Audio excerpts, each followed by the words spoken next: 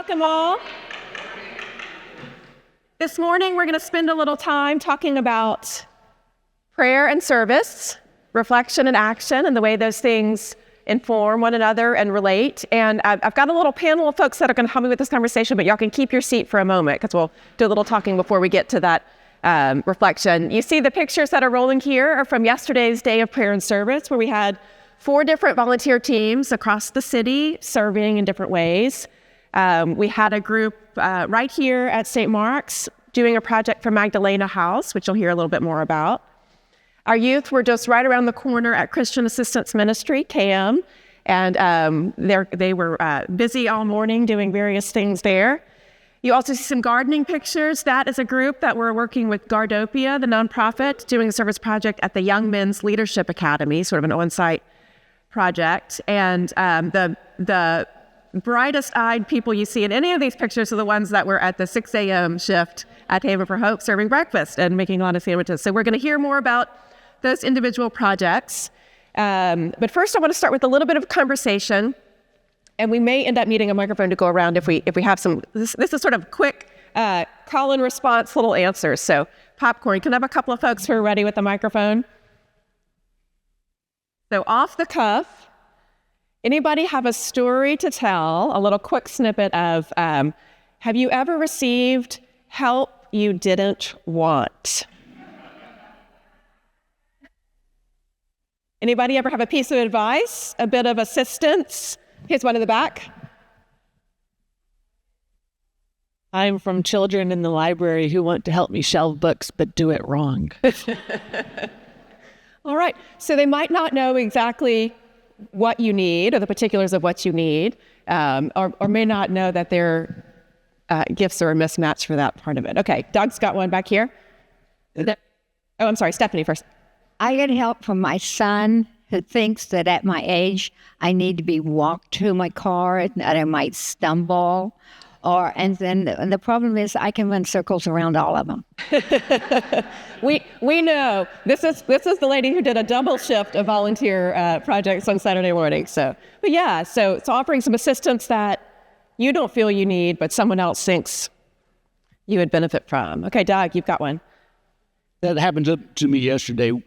We take my mother-in-law to lunch usually once a week, and it's sometimes a struggle to transfer from the wheelchair to the car, from the car to the wheelchair, and back and forth.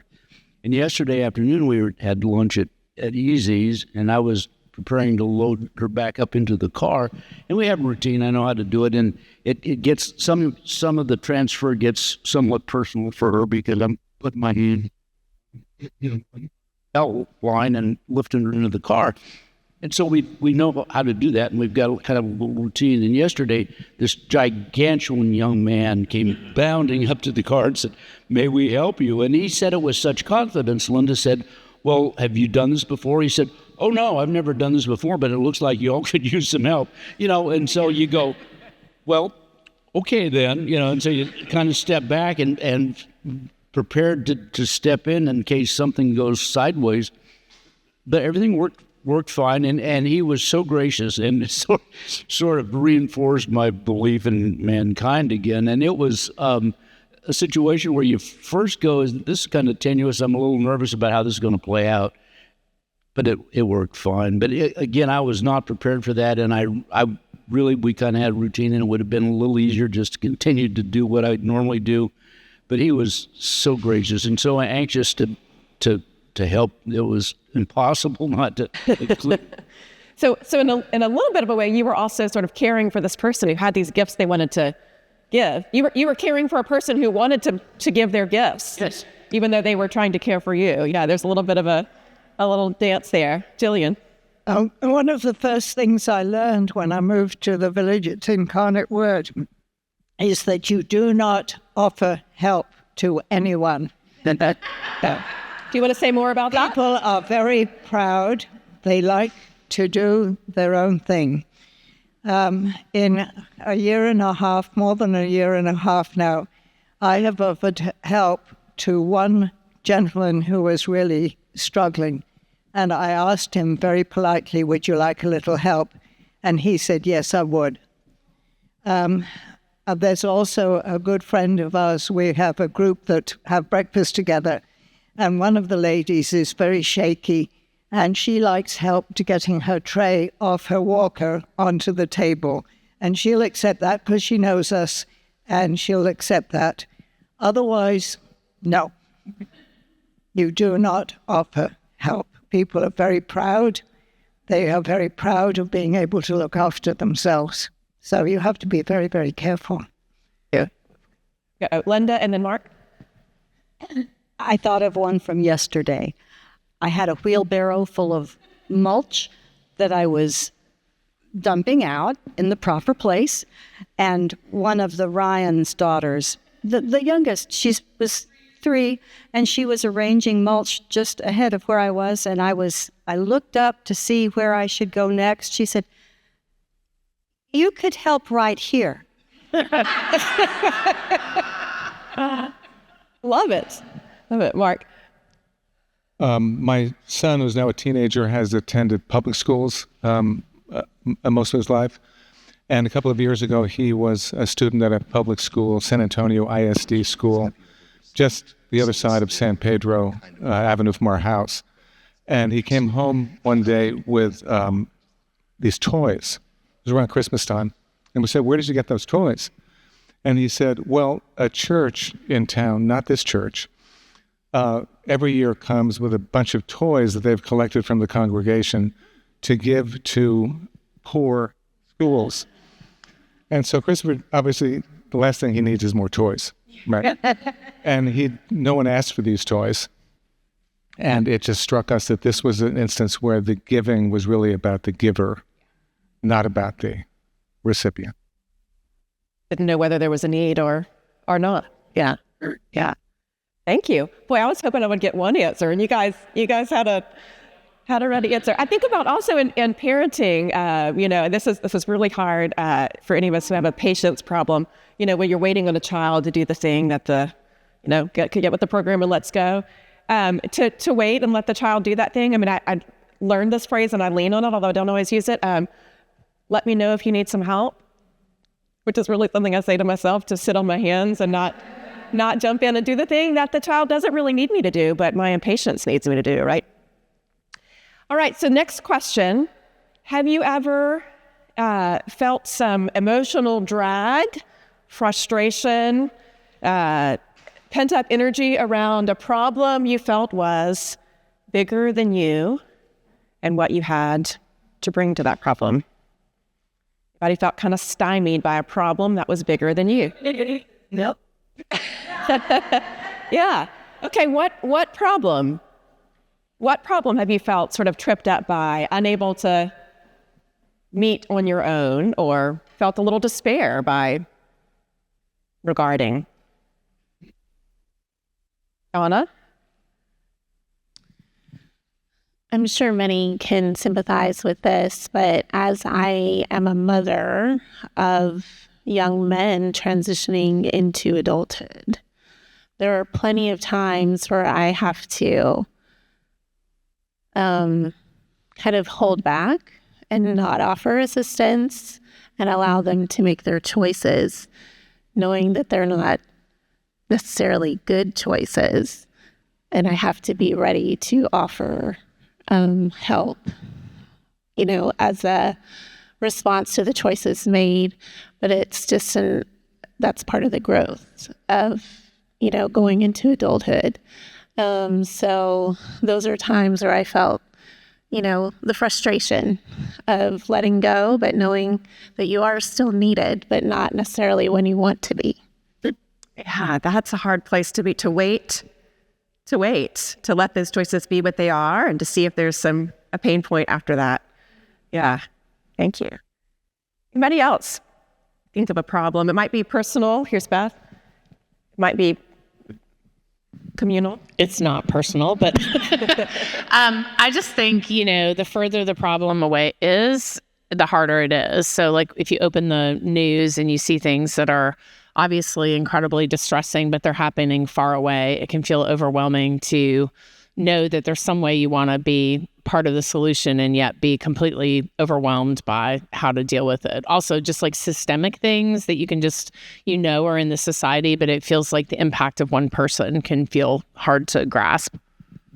Right. There's sometimes a realization that these things are horrible, they're heavy.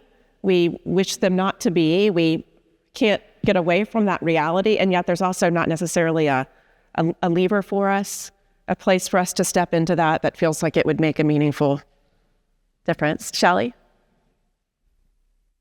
Good morning, everybody. I was thinking also about parenting, even though our children are adults, that we had a group of friends here who had children our children's age, and we really, it was important to us that our children knew these other adults so that if they couldn't come to us, they could come to these other people. And it was really our little village of child rearing, because child rearing is a big deal. And now we have a group of grandparents that we're becoming friends with, and so it's really fun. But I think a lot of you have children and grandchildren, and I think for us you can't do it by yourself. You have to have your village, or we did anyway. Yeah, I love that sense. That they're really, we can't see the whole picture. We might get stuck on our thing that's really a trigger for us, and we need other trusted people in the circle to help carry that and share, to see that child with us. Mike? I've grown really familiar with this phrase in the last 5 years. Help me do it myself. Yeah, say more about that. That's so hard. Before I came around, Olivia was probably around 3, and Becca related several times, and she's done it when she's 4, 5, 6, 7, 8, 9.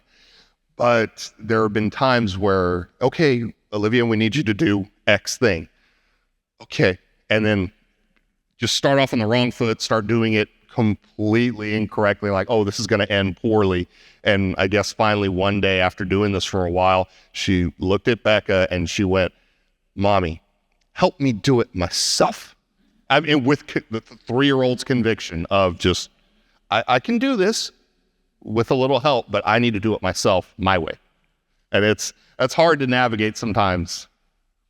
What a little theologian. I mean, did anybody else hear the baptismal covenant? I will with God's help. I mean, it's help me do this. There's dignity and there's agency and being able to be trusted to handle the things that are ahead of us. But we may need a village. We may need spiritual help and guidance to do that. But that's a beautiful little theologian advocating for herself, for her own way in this world, and yet with the help and care of her people, right? So our theme today, throughout Lent, we've been looking at different spiritual practices, ways of praying or engaging with our spiritual life to deepen that in different ways. At different moments, there's going to be something that speaks to us in a way that we need to drop down into the depth of the abundant life that God has in store for us. Sometimes those things feel like a foot stuck out to trip us. So that's how we get down low, the hard things. Sometimes they feel like something that we can joyfully step into. Our conversation today is around action and reflection and how those things inform one another. And so to think about our day yesterday of prayer and service, how do these things inform one another, particularly here in our community at St. Mark's? Thank you for your candor in some of those questions. I think what I'm trying to get at is that sense that we all share the human reality that we spend time being the one in need of help. Many of you shared experiences of someone else assessing that you need help and offering it, whether you felt that in yourself or not. And so we want to see how we are able to look with compassion at the world, to see the world as it is, and to respond in a way that is healing for us and also healing for the world. So the right kind of help and seeing and being with. So I've asked a couple of folks from our projects yesterday to join me up here to start a little conversation. They're not having to be experts. Y'all can come on up, Mike and Jaime and Barbara. But they're just going to give us a starting point for our conversation, to share a little bit about what went on yesterday. But many of you were at some of those projects too, so we'll have some time for discussion and sharing of those things as well. So let's see, I'm going to pull this up. So first, I'd love for you to tell us your name and where you served, and along with that introduction, if you could maybe give us one image, a snapshot from the work yesterday. It can be like to describe what the work was or something that you loved. It doesn't have to be deep, just what were you up to? Your name, your project, and give us an image. I'm Barbara Alden, and it was Magdalena House, and the image is the baskets we made. They had lots of little trunks and bath stuff and towels and toys, and it was really fun. So I'm Mike McDonald. I was at Gardopia yesterday with many of you, and I'm very tired and very sore. But what we saw was there was a prepared gardening site and this mountain of mulch. And I'm proud to say that as we were packing up and leaving, that mulch it started off as a pretty big hill, and it was a dirt mound by the time we were done with it. My name is Jaime Ramirez. Our location was Haven for Hope in the downtown area. So the image for that is we packed mostly sandwiches, and it was very nice to help feed those who are in need of hunger. As you come in sometimes into the facility, you'll see people who are there for help for various reasons. And so it's nice to see that what you do there goes back into that community. Yeah. I'm going to just let y'all keep this and just pass it back and forth. So we can, and y'all can answer in whatever order. So, Barbara, I'll start with you. So you were serving in a project that was benefiting Magdalena House. Magdalena House is one of our grant partners for this for a 2-year cycle. And Magdalena House is a residential community with homes for 12 women and their children who are escaping abusive situations and rebuilding a life. And they can live there indefinitely as long as the mothers are engaged in an educational process. So they're women who are completing a GED, they're women in graduate school, and they have a safe, beautiful, wonderful community for healing and for growth. And we'll hear more about that because we've got some pretty regular Mag House volunteers in our midst. So Barbara, you were talking about the baskets y'all prepared, which were a Mother's Day gift. Tell us a little bit, was there something that surprised you about the project? You're a likely suspect whenever we do service projects. You're very engaged in many different ways of serving. Was there anything about this project that surprised you, or something that you want to share about the experience of doing that service with others? Well, it was the experience of putting things together and filling lots of Easter eggs and stuff. But actually, the thing that surprised me the most was what Sarah DeGenevan and Susan Thompson said about at the end about how they go once a month and color with the kids and how important that was. So I'm considering that myself. So you learned something new about a way to engage Magdalena House outside of the project? Yeah. And I'd love to, Susan, do you want to give a little shout out to what she's talking about? Do you want to grab the mic if you would? Fill that in for us a little bit. So I ended up at Magdalena House because Corey Kurth, who's a member here, has always told me we really need help on Tuesday evenings. And the mothers have a required, I think it's required, extra enrichment program, and they need childcare for the children. So I went ahead, and once we were a partner with them, and I went out to Magdalena House and sat with them and saw the facility, I was hooked, and I did the training and really working independently, quite frankly. And I had just planned, I'd chosen a Tuesday every month that fit my schedule, and committed to do that. And then others joined me. It was serendipitous, I think, about how that worked. And so they put the three of us in a room with these children, and everything is fixed and planned for us. And we do a craft, mostly.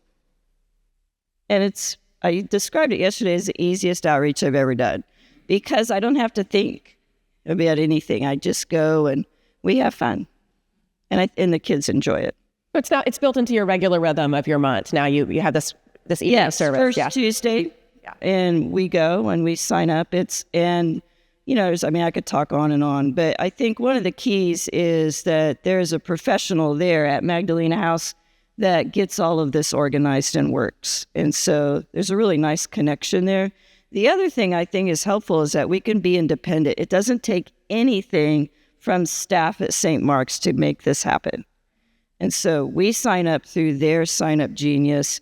We show up based on their requirements, and you guys don't have to do anything. And I think that that's, for me, and maybe you guys, one of the nice opportunities, I guess, would be it's a little different than some of this really highly organized stuff, which I support also.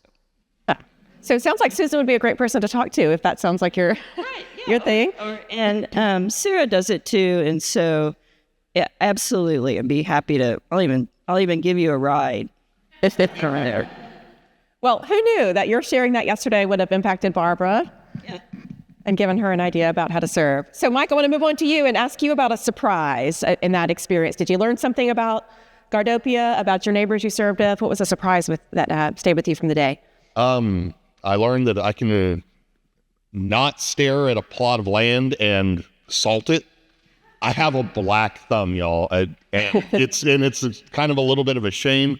My father always made time for a patch of garden, whatever he decided to grow, but he would put time and effort into it on the weekends, in the evenings, whatever. And I never picked up the knack, and it just didn't pull me in that way. And I will say through Mr. Steven from Gardopia, we received, I feel, a pretty good education on weather patterns, plants that grow well in our region, and organic farming, which was a bit wild, but it was very educational, and it drew me even closer to go, oh, I can do this. This is work I can do. I am capable of doing this. And to watch members of the St. Mark's community come together, and whether that was with a little pitchfork or a mini shovel or a great big old, dirt scooping shovel, and to be able to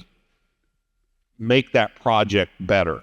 And lastly, he taught us that Gardopia is there to pick up the work, because the communities, the schools, the areas of San Antonio that participate, pardon me, in the Gardopia work, at some point that beloved science teacher is going to retire.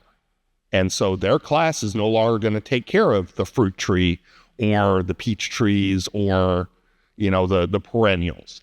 So someone has to step in and pick it up in the middle. And that's why it's important as a community that we get together and make sure that still got dirt in my throat. I apologize. little dusty. Little mulch. But no, it occurred to me it's important as a community that we steward a lot of these projects. And sometimes that means making a phone call, sending an email. Sometimes that means putting on some gloves. You might. And you shared a lot about Gardopia's mission and how they keep these gardens that are a great idea, but they need some continuity.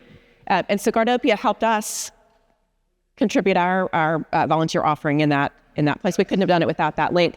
But Gardopia this is a first-time partnership with Gardopia. Some of you have served in your individual lives with Gardopia, and so we'd had a lot of folks saying, hey, can we do something with them? So that was wonderful to see what they were able to marshal, not just with us, but I think the day before was that USAA had been out there working on the same garden plot. So they're a really important connector to help bring people together for these projects. They built the boxes that will soon be filled with flowering plants and fruit and fruity trees. Stephanie, do you want to get a microphone so the people online can hear you?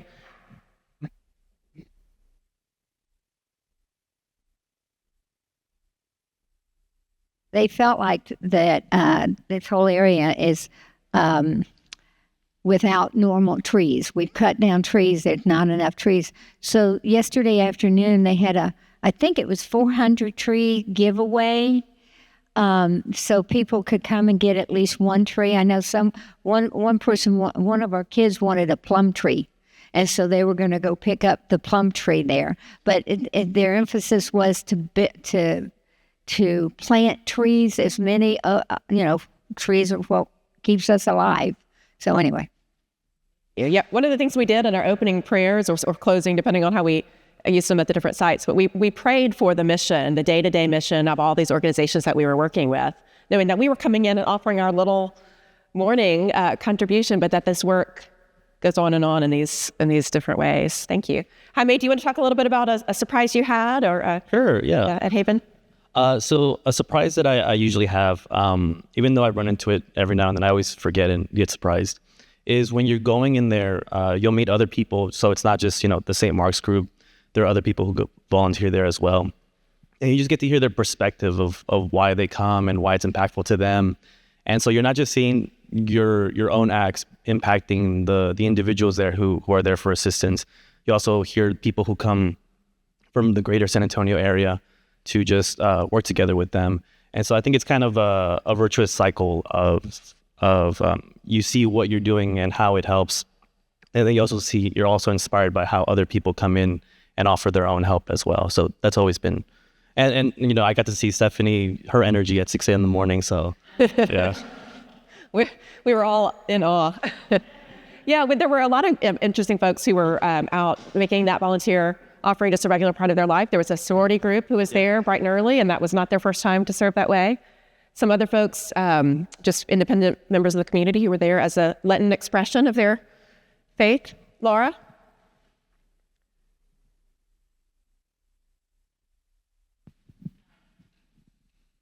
When we were there and we were serving, there was 2 young women that I met who were serving at our table. And one was doing the job of loading all the sandwiches that we were making into boxes, and she was making a count. And she turned to me at one point and she said, "Aren't we blessed to be able to serve?" And I thought, oh my gosh, yes, we are. But I had never really looked at it that way. I mean, we're serving, but we're also being served by what we are doing. But I just thought that was a beautiful way of looking at it. And it caught me off guard. She surprised me when she said it. Yeah, we are lucky enough to be serving. So that was a surprising thing I just wanted to share with everybody. What a great perspective. Stephanie, also? Those 2 young ladies at the very end, Anne was, we were doing our prayers and all that, and they made an effort to stay and be part of our prayer part of it. And then there was another large group, I think 8 or 9 from a sorority at UTSA who have done it before. So it was wonderful to meet them. Yeah, thank you. Well, we've touched a little bit on this idea of the baptismal covenant. You tell me, are there any pieces of the baptismal covenant that come to mind when you think about serving others in this way? And just a snippet, you don't have to know the whole thing. Any phrase? Love your hair. Oh, look at that. Seek and serve Christ and all persons, loving your neighbor as yourself. Beautiful, yes. Strive for justice and peace. Respect the dignity of every human being. I will with God's help. Back to Olivia's theology. So I wonder, and this question is for our panelists, but also for any of you who were serving, if there was a moment or a takeaway, a reflection afterwards from that day that felt like it connected to your expression of your faith, your contemplation, your joyful action, your sense of where you are in the problems of this world, how you relate to the good work that's happening. Anybody have a spiritual connection? I do. It's very personal, but I have a trauma background, so I really identify with these women that are there trying to escape an abusive situation. And it wasn't my husband, by the way. It's not him. But yeah, just knowing that they're where they need to be. Thank you, Barbara. So you had this ability to serve with people in your community and respond to the needs of people whose trauma you might connect with. Yeah.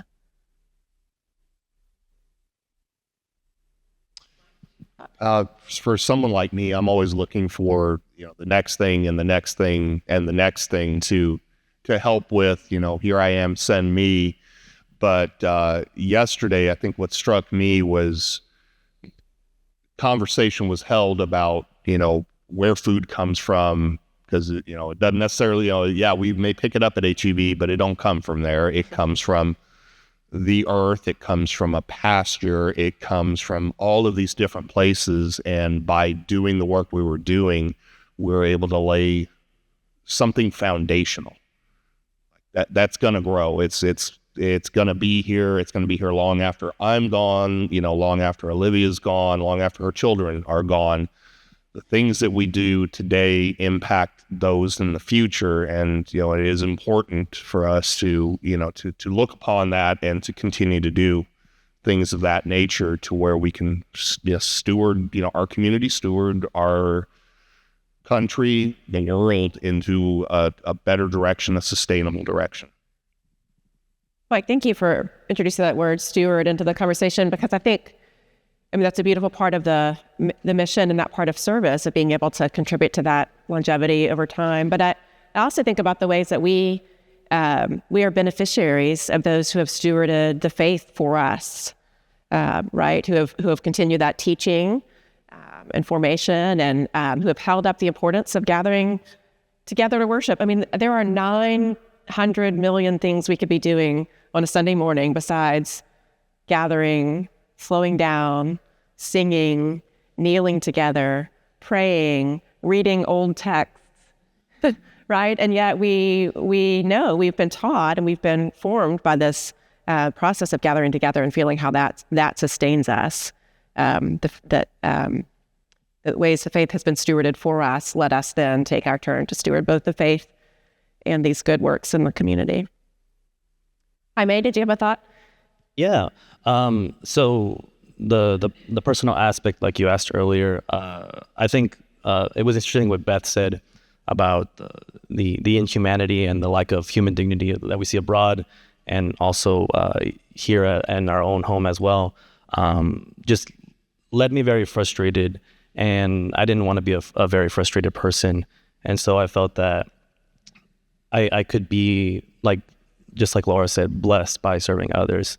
And so it's been very healing, and like you said, and it also does service us as well. So I do believe that.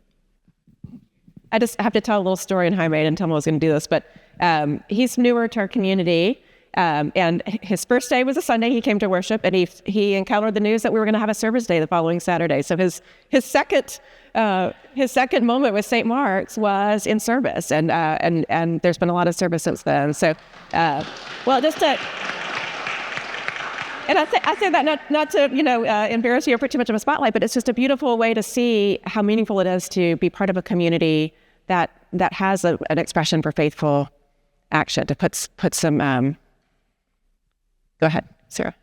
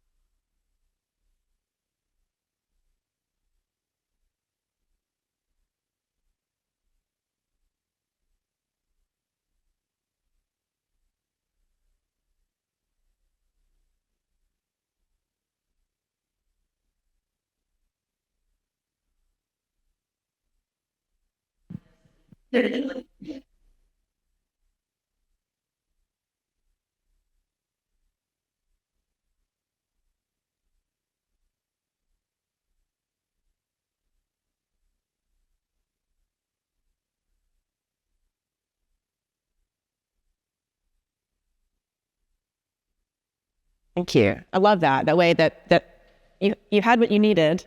The gifts were in the room, and people's differing ideas and experiences brought forward some greater fruit. Stephanie.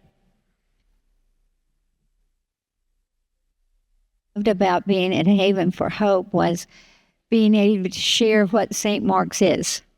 And it was interesting at the end when we did the prayer, the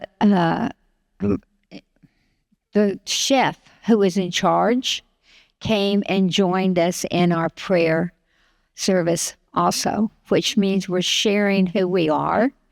And we'd love to have you if you want to come. Thank you. Well, and speaking of having what we needed, we had some great leadership who took ownership of these projects. Well, first of all, Sarah Dingavan spearheaded the whole organization, recruiting some of those leaders and helping make sure people got what they needed, including a lot of communication with these organizations we were working with to make it all happen. So thank you, Sarah, for helping those projects come to be.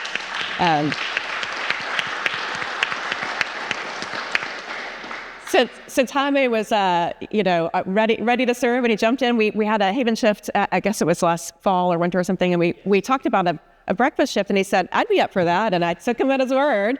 So he boldly, and this was an experiment to try an early, a 6 a.m. shift was not guaranteed to be a popular project, and yet it sold out. There were people who went to register for it, and it was all full. So Jaime, so happy for your joyful leadership and inviting us in to do that. Thank you. We had the Gardopia plane was kind of late to land. We were just making sure that we were going to be able to be one of their projects. They're a busy, lean organization. And we had Brooks Engelhart and Mike McDonald who courageously were just letting all that come into place and led that group. That was our biggest project. Largest project where families with kids were able to serve. And that was actually quite lovely that there was a playground adjacent to the garden site. But what a great, enthusiastic day. We also had, for our Magdalena House site, we had Susan Thompson, Jenny Summers, and then Sarah was helping with that one as well. And that was when I stopped by to check on this project, you could just smell the lavender all the way down the hall. We should have made some for the Gardopia volunteers. You probably needed a good soak. But thank you to that crew. Over at CAM, our neighbors around the corner was our youth-only project. And so our youth interns, Alexis Palacios and Luke Merritt, were over there. And the word I heard was, this is the most fun service day we've ever had. So I think that was a win. But and we let them do their own reflection amongst themselves this morning, feeling like they might be able to share with more candor if they were among their peers. So we're grateful for their service and their joy and community and doing all that. So in our bid here was to think about the ways that service is a part of our faith. It is in relationship to our prayer, and our prayer is in relationship to our service, right? So there's a way in which if we stay in our shell of prayer and we drop down and it's all this sort of interior thing, we're hiding a light that the world needs to see. On the other end of the spectrum, if we're always and only out doing the great works of the world, but it's disconnected from our reflection and our strengthening around God's table and in community, I think that's back to the clanging cymbal and noisy gong, right? I mean, if we're not rooted in the love that God gathers us around, then and I think that's also a place of despair. If we see only the work that needs to be done and we're stay in this sort of extroverted state where all we're doing is doing the thing, serving, go, go, go, and we never bring that back to God, we are diminished in the ways that we can see what the true need of the world is. And so back to our beginning conversation, we may be offering help that the world hasn't asked for, doesn't need, or it's about ourselves and not about the hope that we have in Christ, who invites us to joyfully give of ourselves to this world. Other thoughts or takeaways from your experience or after listening to this conversation? Mark? I wasn't here for the service. I was out of town, but hearing you talk about the two meanings of the word service brought back a memory. A friend of mine was a Quaker, and he described a scene at a Quaker meeting where a new member came and was expecting some kind of liturgy and turned to my friend and said, "When does the service begin?" And my friend replied, "The service begins after the meeting." And so it really drove home that idea. The service that we owe is something that grows out of the gathering. It's not a substitute for it. It's in response to what we receive and hold together in that space. Yeah. At our old church, we had had a rector who said at his old church there was a sign at the edge of the parking lot that said, "You are now entering the mission field." Yeah, lovely. Yeah, I've heard an adaptation of one of the dismissals of the at the end of the service, which is what is it? The service of church has ended, the service of the world begins, or some kind of transition like that as well. So, Norma, go to the service prayer day, but I am extremely impressed with how many youth were there, because this I think will become a generational, if it's not already generational, but it is very impressive. And I really appreciate everybody that was there and worked so well. And those kids, it's just unbelievable. Thank you for having them there. well, I think it meant a lot to them. I really do. And I should say a little word of history about the Day of Prayer and Service. And some of you can chime in on this, but the Day of Prayer and Service has been maybe 15 years or so. It came out of a discernment process as the one of the core gifts of St. Mark's to the community had been these Lenten luncheons, which took a great deal of service. It was a gift to the community of people who could come during Lent and enjoy that fellowship and those meals.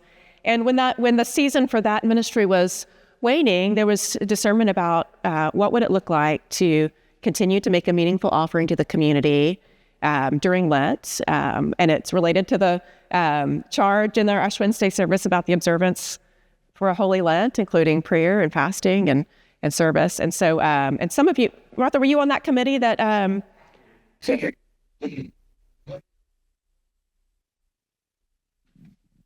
One of the most important things, because there's a lot of young people on that committee, and then Pat and me, and they wanted to go outside of our property. They wanted to be away, outside in the world. Thank you. Well, and that we've had different iterations. It has been on a Sunday morning, and then we learned that some organizations found it not that helpful always to come back to work on a Sunday so that we could serve on our... So anyway, so we've experimented with Saturdays. The last several years, it's been a solo project at the food bank. And I think one joy that Sarah helped lead us into was that we found people really were ready for the energy and the lift of the multiple service sites, which let us have a seated activity here at church so that, reaches a certain group of people. We definitely knew we needed a place where people could serve with their children. The youth really value that time without their parents, and yet in the community of other caring adults. And so, and then that experiment too with who, we had people who came and served at 6 a.m. and then went on to their work on Saturday. So thank you, Sarah, for helping us see that vision that people were ready to step up and expand again into a larger project. Talking about this because I think many of us as parents struggle on how to pull our kids into a faith community. And what I have experienced is that through volunteerism, through acts of service is a much easier path. It's just that's something that I think a bunch of kids embrace. And I think, George, the fact that you scooped up, how many grandkids did you pull into yesterday? What a lovely way to introduce them, not to just service, but also into a faith community as well. So thank you for that. Well, and for a newer person in community, you can look awkwardly at each other as you sit around a table and try to talk about your feelings, or, pick up a shovel or slice bread next to each other and the conversation goes. There's a little bit less pressure to do the thing if you're just doing something together. So, well, thank you all. Please continue to share your hopes and dreams for how you'd like to serve with others at St. Mark's, and lots of innovation for ways to serve on your own, like Susan described at Magdalena House. Thank you to our panelists. Barbara had to go greet. And see you in that other service. Yeah.